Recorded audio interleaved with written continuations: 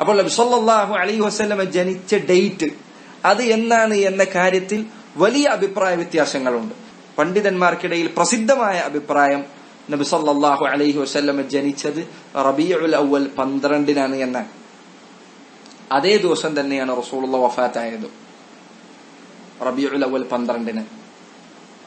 അപ്പോൾ നബി സല്ലല്ലാഹു അലൈഹി വസല്ലം ജനിച്ചു എന്ന അഭിപ്രായങ്ങളിൽ വളരെ പ്രബലമായ അല്ലെങ്കിൽ പ്രസിദ്ധമായ അഭിപ്രായങ്ങളിൽ ഒന്നാണ് റബീഉൽ അവ്വൽ 12.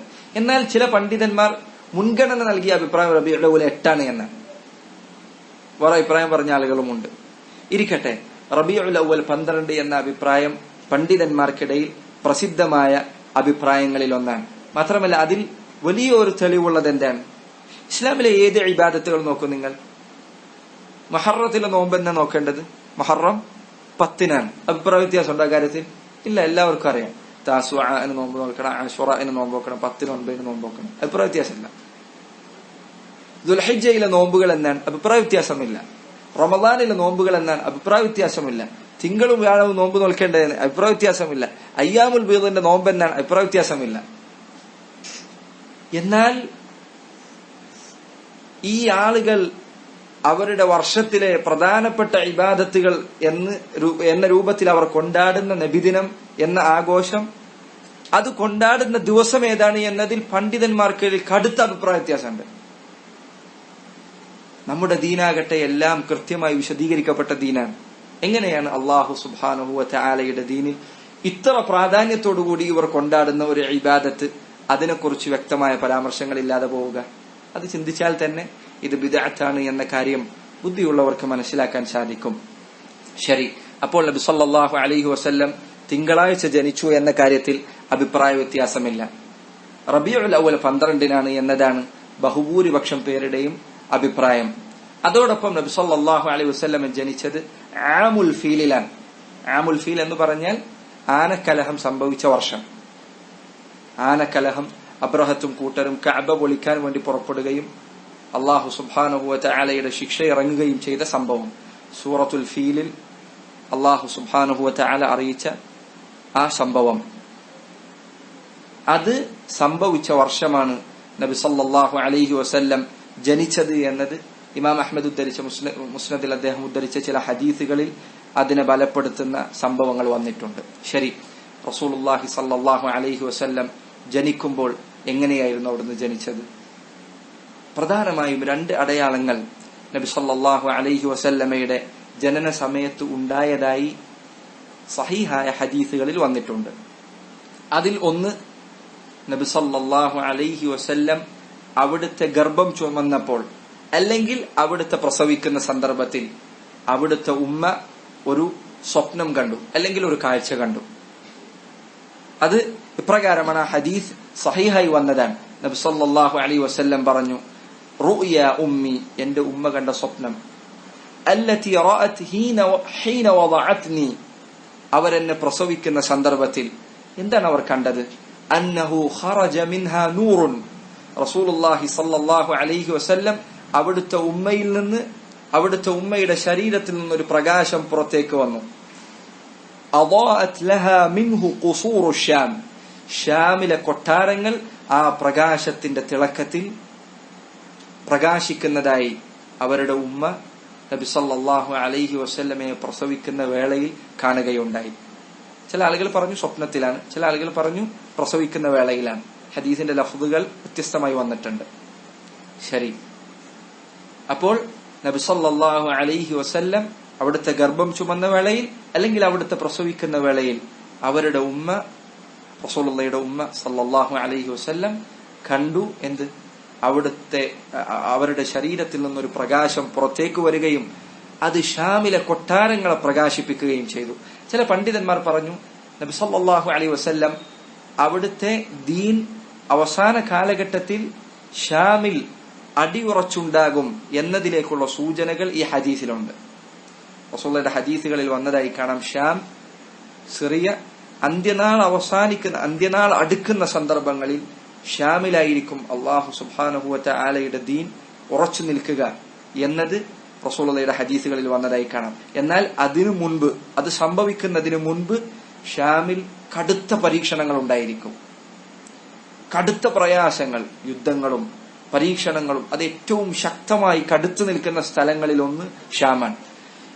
അന്ത്യനാളിന്റെ അടയാളങ്ങൾ പറഞ്ഞ പല ഹദീസുകളിലും അത് കാണാൻ സാധിക്കും, ഷാമുമായി ബന്ധപ്പെട്ട ഹദീസുകൾ.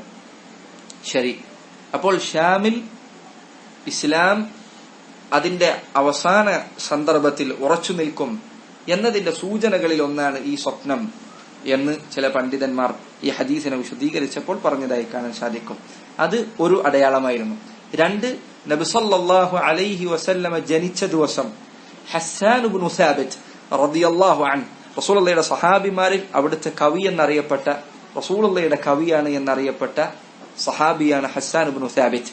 മുശ്രിക്കുകൾ അവർ റസൂലുള്ളാഹിയെ പരിഹസിച്ച് കവിതയുണ്ടാക്കിയാൽ അതിനു മറുപടിയായി കവിത രചിച്ചിരുന്നത് ഹസ്സാൻ ഇബ്നു സാബിത്താണ് റളിയല്ലാഹു അൻഹു.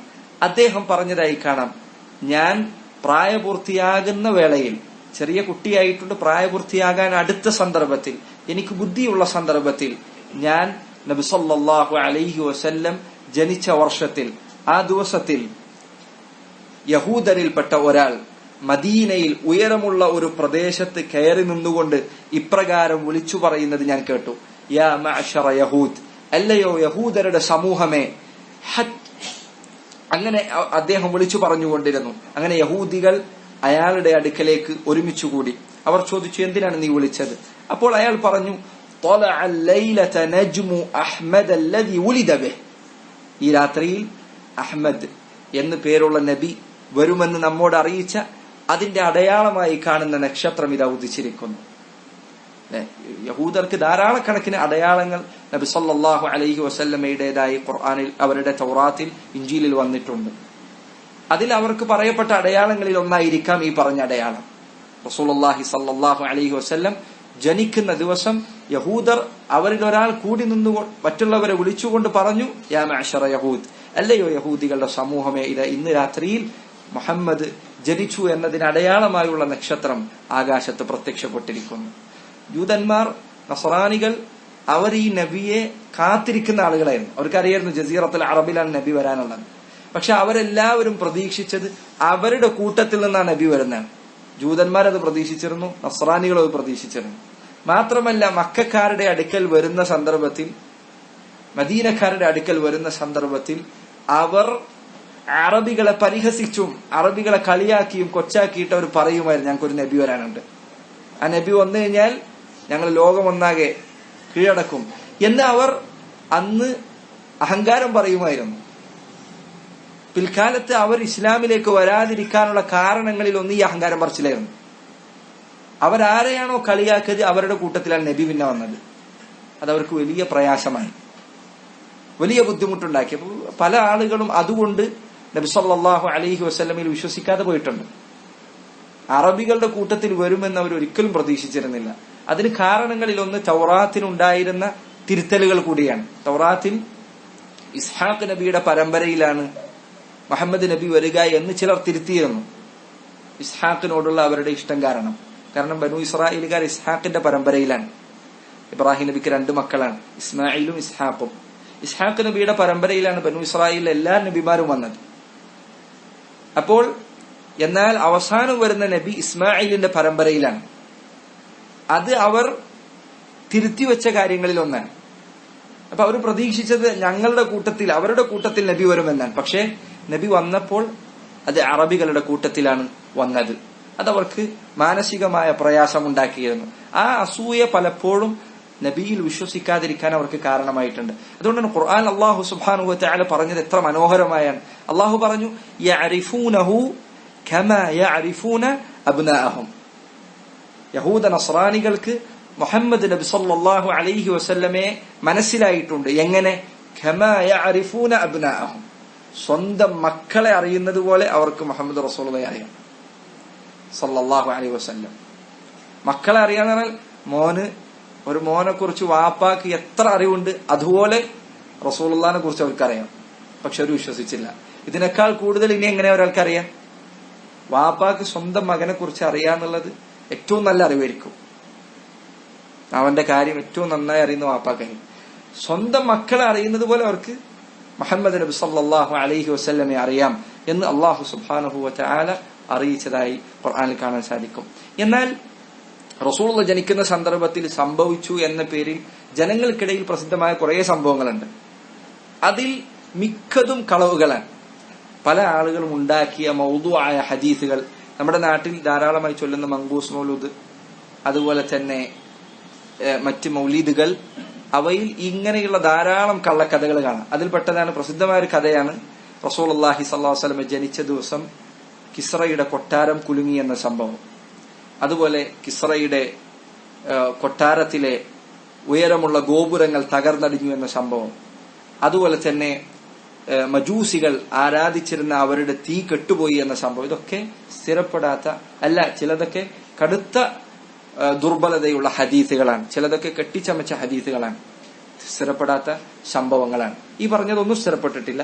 എന്നാൽ സഹീഹാണ് എന്ന് പറയപ്പെടാവുന്ന രണ്ട് കാര്യങ്ങളാണ് ഞാൻ ഈ പറഞ്ഞത്. ഒന്ന്, അവിടുത്തെ ഉമ്മ കണ്ട സ്വപ്നം. രണ്ട്, ഹസ്സാൻ ഇബ്നു സാബിത്ത് റളിയല്ലാഹു അൻഹു പറഞ്ഞ ഈ സംഭവം. യഹൂദികൾ റസൂലുള്ളാഹി സ്വല്ലല്ലാഹു അലൈഹി വസല്ലം ജനിച്ച ദിവസം അവിടുത്തെ അടയാളമായി പ്രത്യക്ഷപ്പെട്ട നക്ഷത്രം കണ്ടു എന്ന സംഭവം. ശരി, നബി സല്ലല്ലാഹു അലൈഹി വസല്ലമയുടെ ജനനവുമായി ബന്ധപ്പെട്ട് ജനങ്ങൾക്കിടയിൽ പ്രചരിച്ചിട്ടുള്ള കാര്യങ്ങളിലൊന്നാണ് റസൂലുള്ള ജനിച്ചത് ചേലാകർമ്മം ചെയ്യപ്പെട്ട രൂപത്തിലാണ് എന്ന സംഭവം. അത് ധാരാളമായി ഇവിടെയുള്ള സുന്നികൾ, ഖുറാഫികൾ പറയാറുണ്ട്. റസൂലുള്ള ജനിച്ചത് ചേലാകർമ്മം ചെയ്യപ്പെട്ട രൂപത്തിലാണ്. എന്നാൽ ഈ വിഷയത്തിൽ വന്ന ഒരു ഹദീസും സഹീഹായി വന്നിട്ടില്ല. ധാരാളം ഹദീസുകളുടെ വിഷയത്തിൽ വന്നിട്ടുണ്ട്, പക്ഷെ അതൊക്കെ ദഈഫാണ്, എല്ലാം ദുർബലമാണ് എന്ന് ധാരാളം പണ്ഡിതന്മാർ പറഞ്ഞിട്ടുണ്ട്. ഇമാം അദ്ദഹബി റഹിമഹുല്ലാഹ്, അദ്ദേഹത്തെ പോലെയുള്ള അനേകം പണ്ഡിതന്മാർ ഈ പറഞ്ഞ കാര്യം ഓർമ്മപ്പെടുത്തിയിട്ടുണ്ട്. നബി സല്ലല്ലാഹു അലൈഹി വസല്ലം മാത്രമല്ല, അവിടുന്ന് ജനിച്ചതിന്റെ 7ാമത്തെ ദിവസം പൊതുവെ അറബികൾ ചെയ്യാറുണ്ടായിരുന്നത് പോലെ റസൂലുള്ളയെ ഖിതാൻ ചെയ്തത് അബ്ദുൽ മുത്തലിബാണ് എന്ന് ചരിത്രത്തിലെ ചില സംഭവങ്ങളിൽ വരികയും ചെയ്തിട്ടുണ്ട്. അബ്ദുൽ മുത്തലിബാൻ നബി സല്ലല്ലാഹു അലൈഹി വസല്ലമയുടെ ചേലാകർമ്മം നിർവഹിച്ചത് 7ാമത്തെ ദിവസം, ജനിച്ച 7ാമത്തെ ദിവസം എന്ന് ചരിത്ര രേഖകളിൽ ചിലതിൽ വരികയും ചെയ്തിട്ടുണ്ട്. മാത്രമല്ല, ഇബ്നുൽ ഖയ്യിം റഹിമഹുല്ലാഹ് അദ്ദേഹം പറഞ്ഞതായി കാണാം, ചേലാകർമ്മം ചെയ്യപ്പെട്ട രൂപത്തിൽ കുട്ടി ജനിക്കുക എന്നത് മറ്റു പലർക്കും സംഭവിക്കാറുള്ള കാര്യമാണ്. അത് നബി സല്ലല്ലാഹു അലൈഹി വസല്ലമക്ക് മാത്രം പറയപ്പെടാവുന്ന ഒരു പ്രത്യേകതയല്ല. ഒന്ന്. രണ്ട്, ചേലാകർമ്മം ചെയ്യപ്പെട്ട രൂപത്തിൽ ജനിക്കുക എന്നത് ചില ആളുകളുടെ അടുക്കൽ ഐബാണ്, ഒരു ന്യൂനതയാണ് അങ്ങനെ ജനിക്കാന്നുള്ളത്. അതുകൊണ്ട് തന്നെ നബി സല്ലല്ലാഹു അലൈഹി വസല്ലം അങ്ങനെ ജനിച്ചു എന്ന് പറയുന്നതിൽ റസൂലുള്ളയെ പുകഴ്ത്തുക എന്നത് ഇല്ല. അത് ഈ സന്ദർഭത്തിൽ സാന്ദർഭികമായി ഓർമ്മപ്പെടുത്തുകയാണ്. ശരി, നബി സല്ലല്ലാഹു അലൈഹി വസല്ലം അവിടത്തേക്ക് അബ്ദുൽ മുത്തലിബ് ഇട്ട പേര് മുഹമ്മദ് എന്നാണ്. മുഹമ്മദ്, ആ പേര് അന്ന് അറബികൾ പൊതുവെ ഉപയോഗിക്കാറുള്ള പേരല്ലായിരുന്നു. പൊതുവെ അറബികൾക്കിടയിൽ മുഹമ്മദ് എന്ന പേര് ഉണ്ടായിരുന്നില്ല. ഇബ്നു ഹജറിനിൽ അസ്ഖലാനി റഹിമഹുല്ലാഹ് അദ്ദേഹത്തിന് ഒരു ചെറിയ കിതാബുണ്ട്. ആ കിതാബിൽ അദ്ദേഹം നബി സല്ലല്ലാഹു അലൈഹി വസല്ലം ജനിക്കുന്ന കാലഘട്ടത്തിൽ അറബികൾക്കിടയിൽ ആകെ മുഹമ്മദ് എന്ന് പേരുള്ള 15 ആളുകൾ മാത്രമേ ഉള്ളൂ എന്ന് സ്ഥാപിച്ചതായി കാണാൻ സാധിക്കും. അന്ന് അറബികൾക്കിടയിൽ ആകെ മുഹമ്മദ് എന്ന് പേരുള്ള എത്ര ആളുണ്ട്? 15 ആൾക്കാർ. ആ 15 ആളുകളും മുഹമ്മദ് എന്ന പേര് ഇടാനുള്ള കാരണമാകട്ടെ, യഹൂദരും നസ്രാനികളും ഒരു നബി വരാനുണ്ട്, ആ നബിയുടെ പേര് മുഹമ്മദ് ആണ് എന്ന് പറയുന്നത് അവർ കേട്ടിട്ടുണ്ട്. അപ്പൊ ഞങ്ങളുടെ മോനെങ്ങാനും നബി ആവുകയാണെങ്കിൽ ആയിക്കോട്ടെ എന്ന നിലക്കാണ് ഈ 15 ആൾക്കാരെ പേരിട്ടത്. അതല്ലാതെ റസൂലുള്ളാഹി സ്വല്ലല്ലാഹു അലൈഹി വസല്ലം ജനിക്കുന്ന കാലഘട്ടത്തിൽ മുഹമ്മദ് എന്ന പേര് പൊതുവെ അറബികൾക്ക് പരിചയമില്ല. അതുകൊണ്ടാണ് ചില സംഭവങ്ങളിൽ കാണാം, അബ്ദുൽ മുത്തലിബ് മുഹമ്മദ് എന്ന് പേരിട്ടപ്പോൾ ചില ആളുകൾ അബ്ദുൽ മുത്തലിബിന് ചോദിച്ചു, എന്തിനാണ് നിങ്ങൾ ഈ പേരിട്ടത്? അപ്പോൾ അദ്ദേഹം പറഞ്ഞു, മുഹമ്മദ് എന്നാൽ അതിന്റെ അർത്ഥം എന്താണ്? ധാരാളമായി പുകഴ്ത്തപ്പെടുന്നവൻ എന്നാണ്, ധാരാളമായി സ്തുതിക്കപ്പെടുന്നവൻ എന്നാണ്. അദ്ദേഹം പറഞ്ഞു, ഇവൻ ജനങ്ങൾക്കിടയിൽ അങ്ങേയറ്റം പുകഴ്ത്തപ്പെടുകയും പ്രശംസിക്കപ്പെടുകയും ചെയ്യുന്നതിനു വേണ്ടിയാണ് ഞാൻ മുഹമ്മദ് എന്ന പേരിട്ടത്. പിന്നീട് അത് സത്യമായി. അല്ലാഹു സുബ്ഹാനഹു വ തആലയുടെ ഖളാ അതിന് യോജിച്ചു. ഏറ്റവും കൂടുതൽ പ്രശംസിക്കപ്പെട്ട, ചരിത്രത്തിൽ ഇത്രയധികം ഉയർച്ചയും പ്രശസ്തിയും നൽകപ്പെട്ട മറ്റൊരു വ്യക്തിത്വമില്ല നബി സല്ലല്ലാഹു അലൈഹി വസല്ലമയുടെ പോലെ. അവിടുന്ന് ജനിച്ചത് യതീമായാണ്, അവിടുന്ന് വളർന്നത് യതീമായാണ്.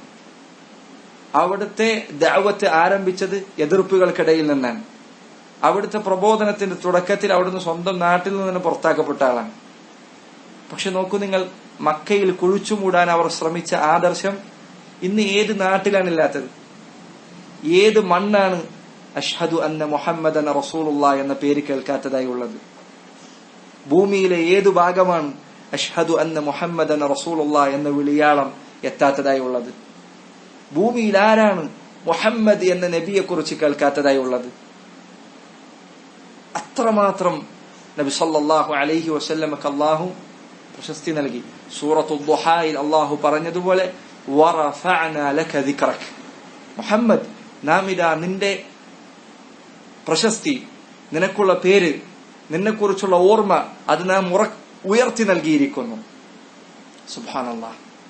ചരിത്രത്തിൽ ഇതുപോലെ മറ്റൊരാളില്ല നബി സല്ലല്ലാഹു അലൈഹി വസല്ലമയെ പോലെ, അവിടുത്തെ പോലെ സ്നേഹിക്കപ്പെട്ട, അവിടുത്തെ പോലെ ആദരിക്കപ്പെട്ട മറ്റൊരു വ്യക്തിത്വവുമില്ല. ആ പേര് തീർത്തും അന്വർത്ഥമാവുന്ന രൂപത്തിലാണ് നബി സല്ലല്ലാഹു അലൈഹി വസല്ലമയുടെ ചരിത്രം പിന്നീട് ഉണ്ടായത്. ശരി, നബി സല്ലല്ലാഹു അലൈഹി വസല്ലം അവിടുത്തെ പേരുകളിൽ ഏറ്റവും പ്രസിദ്ധമായ പേരാണ് മുഹമ്മദ് എന്ന പേര്. അതിന്റെ അർത്ഥം ഞാൻ ഈ പറഞ്ഞതുപോലെ ധാരാളമായി പ്രശംസിക്കപ്പെടുന്നവനെന്നാണ്. മറ്റു അർത്ഥങ്ങളും പറയപ്പെട്ടിട്ടുണ്ട്.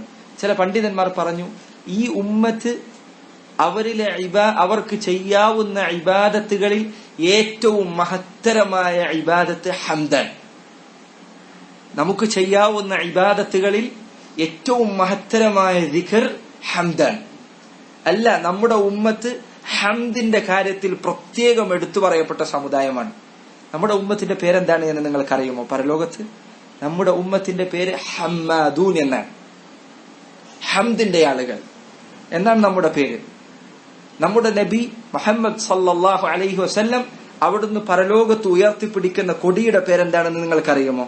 ലിവാ ഉൽ ഹംദ് എന്നാണ്. ഹംദിന്റെ കൊടി, ഹംദിന്റെ പതാക. നമ്മുടെ ഖുർആൻ അത് ആരംഭിച്ചത് ഏത് സൂറത്ത് കൊണ്ടാണ്? സൂറത്തുൽ ഹംദ് കൊണ്ടാണ്. അൽഹംദുലില്ലാഹി റബ്ബിൽ ആലമീൻ എന്നതുകൊണ്ടാണ് നമ്മുടെ ഖുർആൻ ആരംഭിച്ചത്. നമ്മുടെ ദീൻ, ഈ ദീൻ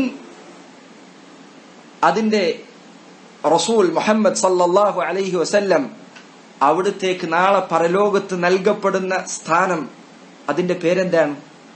അല്ലാഹു തആല പറഞ്ഞു, വഅസാ അൻ യബ്അസക റബ്ബുക മഖാമൻ മഹ്മൂദ. നിന്റെ റബ്ബ് നിനക്ക് മഹ്മൂദായ സ്ഥാനം നൽകിയേക്കാം. മഹ്മൂദ് എന്നത് ഹംദ് എന്ന പദത്തിൽ നിന്ന് വന്നതാണ്. അപ്പോൾ ഈ ഉമ്മത്ത് ഹംദ് പ്രത്യേകമായി വർദ്ധിപ്പിക്കപ്പെട്ട ഉമ്മത്താണ്. നമ്മൾക്ക് ഭക്ഷണം കഴിച്ചാൽ ഹംദുണ്ട്, വെള്ളം കുടിച്ചാൽ ഹംദുണ്ട്. എത്ര സന്ദർഭത്തിലാണ് ഹംദുള്ളത്? നബി സല്ലല്ലാഹു അലൈഹി വസല്ലമയെ കുറിച്ച് സഹാബികൾ പറഞ്ഞു, അവിടുത്തേക്ക് ഒരു നല്ല കാര്യമുണ്ടായാൽ അവിടുന്ന് പറയും അൽഹംദുലില്ലാഹ് അല്ലദീ ബിനിഅമതിഹി തതിമ്മു അസ്സാലിഹാത്ത്. അവിടുത്തേക്ക് ഒരു പ്രയാസമുള്ള കാര്യമുണ്ടായാൽ അവിടുന്ന് പറയും അൽഹംദുലില്ലാഹ് അവ്വലൻ വ ആഖിറ. അൽഹംദുലില്ലാഹ് അവ്വലൻ വ ആഖിറ. നോക്കൂ നിങ്ങൾ, ഹംദ് എന്നത് ഈ ഉമ്മത്തിന്റെ ഏറ്റവും ഉയർന്നു നിൽക്കുന്ന പ്രത്യേകതകളിൽ പെട്ടതാണ്. അതുകൊണ്ട് തന്നെ നമ്മുടെ റസൂൽ മുഹമ്മദ് സല്ലല്ലാഹു അലൈഹി വസല്ലം അവിടുത്തെ പേര് അത് ഈ ഉമ്മത്തിന്റെ കാര്യത്തിലും കൃത്യമാണ്. അതുകൊണ്ട് സഹോദര, നമ്മൾ വർദ്ധിപ്പിക്കേണ്ട ദിക്റുകളിൽ ഏറ്റവും മഹത്തരമായ ദിക്റാണ് ഹംദ്. അള്ളാഹുവിന് ഹംദ് പറയുക എന്നത്. അള്ളാഹുവിന് ഹംദ് നമ്മൾ വർദ്ധിപ്പിക്കുന്നതിനനുസരിച്ച് അള്ളാഹു സുബ്ഹാനഹു വ തആല ഖൈറുകൾ നമുക്ക് വർദ്ധിപ്പിച്ചു നൽകുമെന്ന കാര്യത്തിൽ സംശയമില്ല. എങ്ങനെയാണ് അള്ളാഹുവിന് ഹംദ് വർദ്ധിപ്പിക്കേണ്ടത്? അള്ളാഹുവിനെ കുറിച്ച് അറിഞ്ഞുകൊണ്ട്, അവനെ കുറിച്ച് പഠിച്ചുകൊണ്ട് അവനെ പുകഴ്ത്തുക. അള്ളാഹിനെ കുറിച്ച് പഠിക്കുക, അപ്പോഴാണ് ഹംദ് വർദ്ധിക്കുള്ളൂ. ശരിയായ ഹംദ് വർദ്ധിക്കണമെങ്കിൽ അള്ളാഹിനെ കുറിച്ച് നന്നായി പഠിക്കണം. തയ്യിബ്. നബി സല്ലല്ലാഹു അലൈഹി വസല്ലമയുടെ പേരുകളിൽ ഏറ്റവും പ്രസിദ്ധമായ പേരാണ് മുഹമ്മദ്. അവിടുത്തേക്ക് മറ്റനേകം പേരുകളുണ്ട്. അതിൽപ്പെട്ടതാണ് രണ്ടാമത്തെ പേര്. ഏതാണ് ഏറ്റവും പ്രസിദ്ധമായ രണ്ടാമത്തെ പേര്? അഹ്മദ് എന്ന പേരാണ്. അഹ്മദ്. അഹ്മദ് എന്ന് പറഞ്ഞാൽ ഏറ്റവും കൂടുതൽ അള്ളാഹുവിന് ഹംദ് പറയുന്നവൻ എന്ന അർത്ഥമാണ്. അഹ്മദ്, ഏറ്റവും കൂടുതൽ അള്ളാഹു സുബ്ഹാനഹു വ തആലക്ക് ഹംദ് പറയുന്നവൻ സൃഷ്ടികളുടെ കൂട്ടത്തിൽ ആരാണ്? മുഹമ്മദ് നബി സല്ലല്ലാഹു അലൈഹി വസല്ലമയാണ്. അതുകൊണ്ടാണ് റസൂലുള്ളാഹി സ്വല്ലല്ലാഹു അലൈഹി വസല്ലം പറഞ്ഞതായി കാണാം, അവിടുന്ന് ഷഫാഅത്ത് പറയുന്നതിനു വേണ്ടി, സൃഷ്ടികൾക്ക് ശുപാർശ പറയുന്നതിനു വേണ്ടി പരലോകത്ത് അള്ളാഹുവിന്റെ മുൻപിൽ സുജൂദിൽ വീണാൽ അള്ളാഹു സുബ്ഹാനഹു വ തആല ഒരാൾക്കും പഠിപ്പിച്ചു കൊടുത്തിട്ടില്ലാത്ത ഹംദിന്റെ വാക്കുകൾ റസൂലുള്ളാഹിക്ക് പഠിപ്പിച്ചു കൊടുക്കും സല്ലല്ലാഹു അലൈഹി വസല്ലം. അപ്പോൾ അവിടുത്തെ പേരുകളിൽ ഒന്നാണ് അഹ്മദ്, മുഹമ്മദ്, അഹ്മദ്. അതുപോലെ തന്നെ നബി സല്ലല്ലാഹു അലൈഹി വസല്ലമയുടെ മറ്റൊരു പേരാണ് അൽ മാഹി. എന്താണ്? അൽ മാഹി. അൽ മാഹി എന്ന് പറഞ്ഞാൽ തുടച്ചു നീക്കുന്നവൻ എന്നാണ്. നബി സല്ലല്ലാഹു അലൈഹി വസല്ലം പറഞ്ഞു, അനൽ മാഹി അല്ലദീ യംഹു അല്ലാഹു ബിൽ കുഫർ. ഞാൻ മാഹിയാണ്, തുടച്ചു നീക്കുന്നവനാണ്. എന്നെ കൊണ്ട് അല്ലാഹു സുബ്ഹാനഹു വ തആല കുഫർ, ഷിർക്ക് തുടച്ചു നീക്കും. പണ്ഡിതന്മാർ പറഞ്ഞു, ഷിർക്ക് റസൂലുള്ളാഹി സ്വല്ലല്ലാഹു അലൈഹി വസല്ലമയുടെ ദഅവത്ത് കൊണ്ട് തകർന്നയത്ര മറ്റൊരാളുടെ പ്രബോധനം കൊണ്ട് തകർന്നിട്ടില്ല. അല്ലാഹു അല്ലാത്തവർക്കുള്ള ഇബാദത്ത് എന്നത് റസൂലുള്ളാഹിയുടെ ദഅവത്ത് കൊണ്ട് തകർന്നയത്ര മറ്റൊരാളുടെയും പ്രബോധനം കൊണ്ട് തകർന്നിട്ടില്ല. അല്ല, ജസീറത്തുൽ അറബ്, അറബ് ഉപദ്വീപ്, അവിടെ നിന്ന് ഷിർക്ക് ഏതാണ്ട് മുഴുവനായും നബി സല്ലല്ലാഹു അലൈഹി വസല്ലമയുടെ പ്രബോധനം കൊണ്ട് എടുത്തു നീക്കപ്പെട്ടു. വളരെ ഒറ്റപ്പെട്ട ചില സംഭവങ്ങൾ ഒഴിച്ചു നിർത്തിയാൽ